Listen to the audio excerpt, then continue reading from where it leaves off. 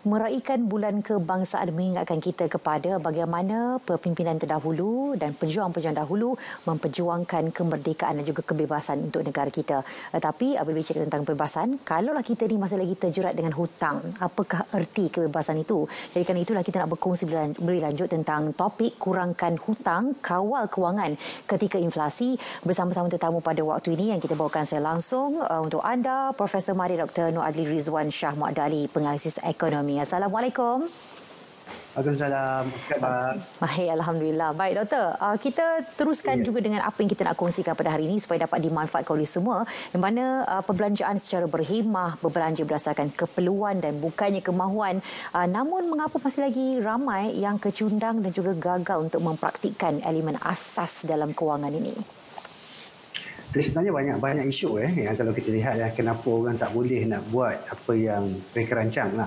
Pertama sekali ada satu golongan ni memang langsung tak rancang lah. Okay? Tak ada rancang, tak ada buat bajet, tak ada dan sebagainya. Yang ni memang dari segi pelaksanaan dia ikut suka hati je lah macam tu. Okay? Yang ni selalunya agak ramai yang kecundang lah. Itu tadi yang kecundang sebab dia tak ada buat perancangan, maka bila tak rancang, masa kita tak tahulah apa mana duit kita dibelanjakan tu, apa yang kita buat dan sebagainya. Yang keduanya dia rancang, tapi dia tak buat, dia tak laksanakan. So, bajet dia cantik je kan, tapi pelaksanaannya mungkin dia tidak melaksanakan seperti yang telah rancangan. Ini juga adalah satu perkara yang satu golongan yang banyak kita lihat juga dan yang mana yang kita nak buat ialah mana kita boleh rancang tetapi kita laksanakan apa yang kita rancang tu, itu yang membuatkan kita boleh kawal bajet kita itulah. Dan di sini juga banyak juga faktor lain yang macam tadi ialah tentang kita rancang dan laksanakan. Yang keduanya ialah dari segi kita punya psikologi kita ni. Kita contohnya kalau kita nak berbelanja tu, kita kadang-kadang kita dah rancang contohnya, tapi kita tak laksanakan disebabkan oleh psikologi kita. Contoh kita punya kontrol kita terhadap kita punya locus of control, kita punya peer punya tekanan kepada rakan kerja ataupun kepada keluarga dan sebagainya membuatkan kita tidak dapat mengikut apa yang kita rancangkan itu.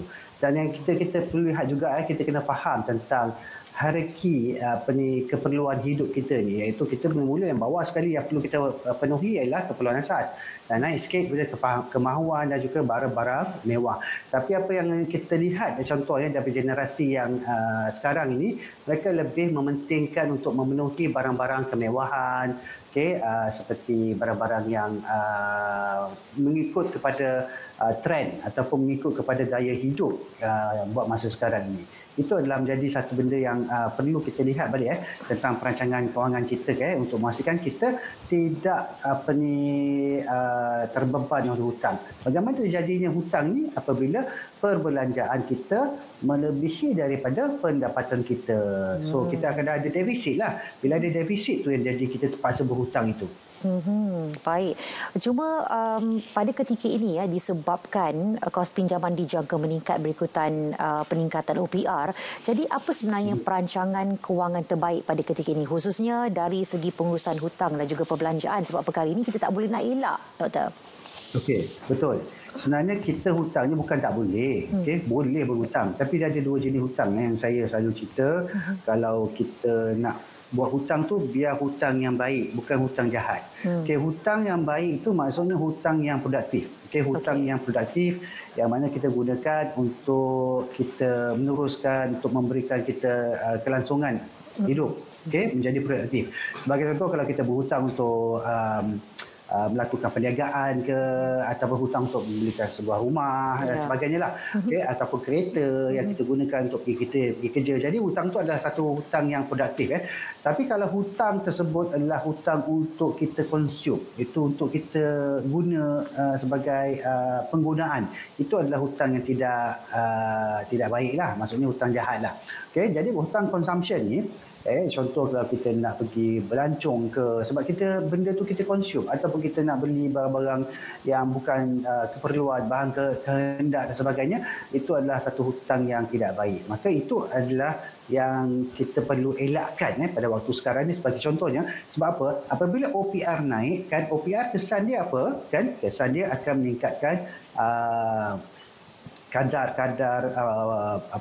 pinjaman kita ni juga akan naik kalau kita ada perbankan, contoh kita ada pinjaman, okey. Jadi apabila ansuran tersebut naik, maka kita punya komitmen bulanan tu juga akan meningkat, kan. Bila komitmen bulanan kita meningkat, maksudnya kita dah kena banyaklah kita nak kena bayar hutang-hutang tersebut tu, kan. Bila hutang tak bayar pula, nanti kena pula ditarik, okey, kereta kena tarik ke, kena ataupun kena sita ke, kena lelong ke dan sebagainya. Jadi impak dia memang banyak, kan, impak dia banyak. Jadi kita kena tengok hutang-hutang ni, kita kena tengok hutang apa yang perlu, hutang apa yang tak perlu. Okey. Jadi hutang ni, adakah hutang ni produktif ataupun hutang ni adalah tidak produktif. Kalau hutang pula, kita kena tengok. Contohnya, kan, kalau hutang rumah, berapa peratus yang sepatutnya daripada pendapatan kita. Ada juga saya dapat WhatsApp daripada rakan mengatakan bahawa ada orang-orang muda sekarang contohnya membeli sebuah kereta, sedangkan gajinya 1,500, tapi kereta yang dia belinya ialah berharga RM900. Jadi adakah dia sepatutnya menggunakan sebahagian besar dari gaji dia itu untuk membeli kereta tersebut? Padahal sepatutnya kalau kita untuk transportation, untuk pengangkutan, kita hanya perlu meletakkan 10% saja daripada pendapatan kita. Jadi kalau 1,500 gaji tersebut, okey, maka dia perlu menetapkan 150 saja sebulan untuk pengangkutan. Jadi mungkin pada waktu itu dia tidak mampu lagi untuk membeli sebuah kereta. Ya, okey. Kena pandai buat kira-kira sebenarnya. Dengan semuanya di ujung jari, kita boleh cari macam ni kita nak buat kiraan yang betul dan tepat sesuai dengan pendapatan kita. Cuma macam mana pula dengan, kalau tadi kata tentang hutang yang produktif, contoh dia nak membeli sebuah rumah ataupun kenderaan, tetapi demi untuk mendapatkan kenderaan atau rumah tersebut, dia terpaksa membuat pinjaman peribadi untuk meletakkan deposit yang banyak. Kalau yang macam ni, macam mana pula sebenarnya, Doktor? Okey, dia punya macam ni. Okey, apa-apa pun kita kadang-kadang kita punya, ialah kita perlukan untuk duduk rumah dan sebagainya, tapi kadang kita tak perlu pun untuk membeli rumah sekarang. Okey, kita boleh tumpang ke dengan ibu bapa ke dulu, ataupun dengan rakan, sewa serumah dan sebagainya. Sebab apa? Yang pentingnya kalau kita kena hutang juga untuk 10% tu, dan untuk beli rumah pun hutang. Jadi maksudnya kita hutang dah 100%, kan. Jadi kalau boleh lah rumah yang kita duduk sendiri, untuk kita duduk sendiri, kalau boleh kita nak ansurannya kecil. Okey, sebab apa? Kita kalau dalam konteks perancangan kewangan, mungkin kalau kita boleh gunakan 30% lah untuk rumah tersebut. Okey, sepatutnya kalau orang perancang kewangan memberikan nasihat, dia gunakan cakap, kalau boleh guna 10% je daripada pendapat kita untuk rumah kita. Kan? Jadi kadang-kadang itu agak sukar lah untuk mendapatkan harga dan juga ansuran yang akan mengikut 10% daripada pendapatan kita. Jadi dalam konteks ini, apa yang kita boleh buat, okey, sebab apa kita untuk mengurangkan ansuran tersebut, kita kena bayar muka tu lebih tinggi. So dalam konteks ni, mungkin kena simpan dahulu, baru kita dah cukup 10% tersebut, ataupun kita nak tinggikan lagi juga bayaran muka tu kepada 20%, maka kita kena menyimpan dahulu. So the key word tu, okey, kunci utama adalah menyimpan, menabung. Okey, baik, itu yang paling penting sekali.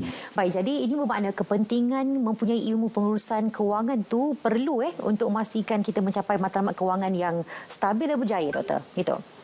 Wajib wajib ada. Okey, maksudnya kena ada dan juga kena laksanakan. Okey, jadi kalau mana-mana yang tak ada lagi ilmu kewangan tu, walaupun bidang engineering, contoh engineer lah, ataupun dia bidang doktor kesihatan ke, perlukan ada, memang kena ada ilmu kewangan. Sebab apa? Bila kita nak membeli rumah lah, kita nak beli kereta ke apa ke, kita memerlukan ilmu kewangan. Jadi nak kata wajiblah semua orang kena ada, macam itulah.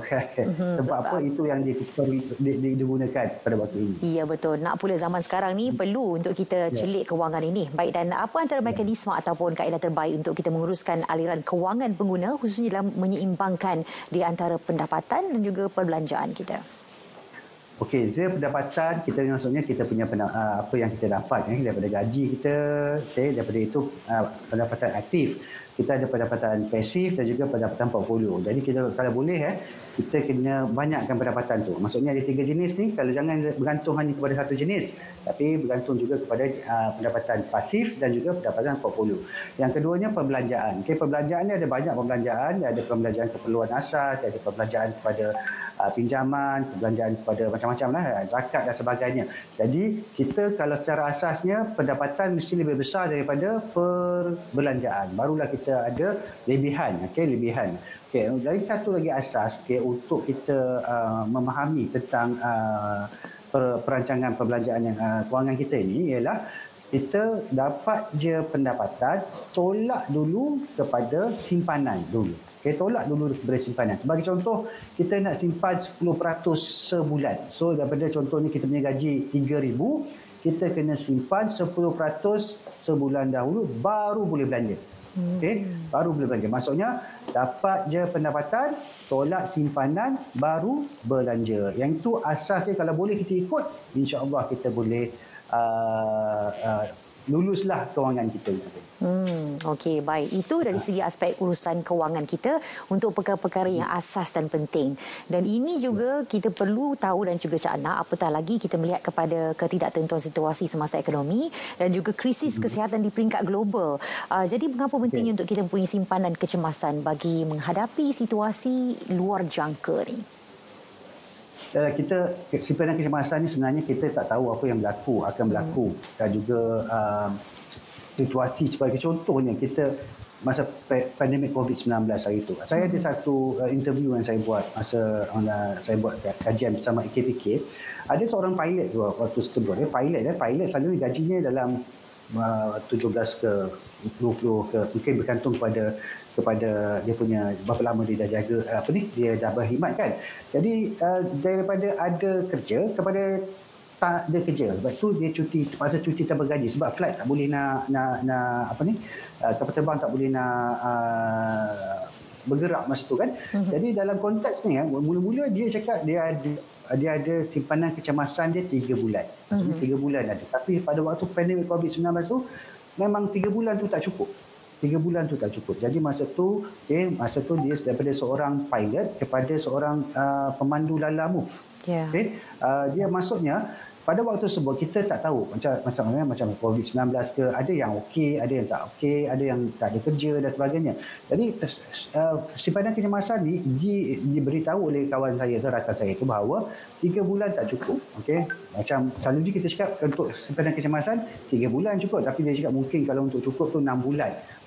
Kalau kita terpaksa sebab apa COVID-19 tu agak special sikit kan, dia punya kejadiannya dia berlaku hampir 2 tahun kan, jadi ia memerlukan banyak juga simpanan kita kalau kita tidak mempunyai pendapatan pada waktu tersebut. Jadi pentingnya simpanan kecemasan ni dia bukannya kita nak simpan je, tapi dia sebenarnya untuk kita kalau boleh kalau contoh kita diberhentikan kerja pada waktu sekarang kan, kita tak naklah diberhentikan kerja kan. Tapi kalau kita diberhentikan kerja kan, kita perlu mencari kerja tu, simpanan kecemasan tu boleh menampung kita selama 3 bulan tu ke dalam proses cari kerja tu, atau 6 bulan. Kalau lebih panjang lagi mudahlah. Lagi panjang lagi mudah. Tapi macam mana lagi panjang? Contoh ni kita boleh mempunyai simpanan kecemasan kita boleh selama-lamanya. Itu adalah satu perkara yang perlu kita pelajari lah. Okey, baik. Doktor, cuma mungkin ada yang berkata-kata, dia kata saya simpan ni pun tak berapa nak cukup. Apatah lagi untuk simpan buat kecemasan. Dalam situasi macam ni bagaimana pun doktor? Kalau itu macam contohnya kalau memang dia dah cukup-cukup je kan untuk dia makan ke untuk apa kan. Tapi kalau kita kena tengok juga, kita kena kaji balik. Kita kena tengok balik. Betul tak kita ni belanja ni ikut tak kepada keperluan kita. Kalau keperluan kita maksudnya betul lah, yang tu kita kena minta bantuan daripada pusat zakat ke, daripada badan-badan tertentu. Maksudnya kita ni hidup di bawah had kifayah. Had maksudnya kecukupan. Had kecukupan ni memang semua orang kena ada. Kalau dia memang di bawah had kecukupan, maksudnya perlu dibantu. Memang kita perlu bantu jiran, kita sebagai jiran perlu bantu dan sebagainya lah. Ataupun pusat zakat, dan sebagainya lah, kerajaan dan sebagainya. Tapi kalau kita tengok dia punya pendapatan tu sebenarnya memang dah tinggi. Orang lain pun sama juga gajinya. Cuma perbelanjaannya tu. Yang tu kita kena tengok satu persatu tu nanti. Ini perlu ke tak? Perlu ke tak? Kalau tak perlu, boleh tak kita potong kan benda ni? Contoh, dan kita buat balik. So, kadang-kadang kita tengok, kalau kita rancang betul-betul, kita kaji betul-betul, kan, kita boleh dapat lihat bahawa sebenarnya ianya bukannya adalah disebabkan tak mampu ataupun tak boleh, tak cukup, tapi sebab kita berbelanja lebih daripada kemampuan kita. Okey, baik. Dan kita melihat juga kepada trend semasa, Doktor. Ni tak saja sekadar nak tanya pandangan daripada Doktor sendiri. Kerana trend semasa para graduan kita ini memilih untuk lebih kepada membuat tugas-tugas atau kerja-kerja yang bersifat part-time atau freelancing. Sebab bimbang dengan situasi, kalau kerja pun nanti takut kena berhenti kerja dan sebagainya. Jadi mereka lebih selesa dengan perkara ini.